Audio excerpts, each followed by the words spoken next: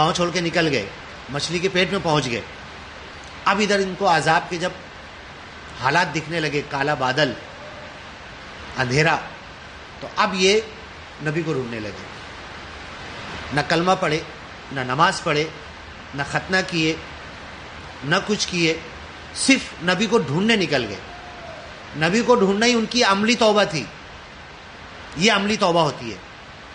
ارے نبی کدھر گئے, یونس علیہ السلام کدھر گئے, عذاب دیکھ کے ڈر گئے.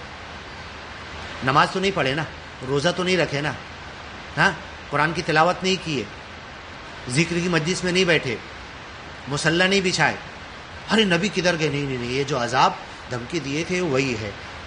تو صرف اتنا پلٹنا. اللہ کہتا ہے کہ ہم نے کسی قوم پر سے عذاب ہٹایا نہیں, الا قوم یونس, صرف یونس علیہ السلام کی قوم. لما آمنو, جب انہوں نے ایمان لے آیا, کشفنا عنہم عذاب الخزي, تو ہم نے ان کی ذلت کا عذاب ہٹا دیا. اللہ بول رہا ایمان لے آیا. نبی تو مچھلی کے پیٹ میں ہے, تو ایمان کہاں سے لائے؟ سمجھ میں آ رہی کچھ بات؟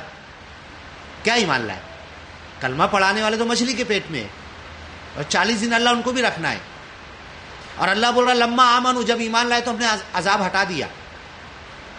کس چیز کو یہاں پر اللہ توبہ کہہ رہا ہے, کس چیز کو اللہ ایمان کہہ رہا ہے یہاں پر, ہے نا؟ صرف ان کے اٹھ جانے کو, بیدار ہو جانے کو. ہاں, ان کے اٹھ جانے کو, بیدار اور کھڑے ہو جانے کو, اور نبی کو ڈھونڈنے اور تلاش کرنے کو. تو آج اگر ہم اس مقصد سے اٹھ گئے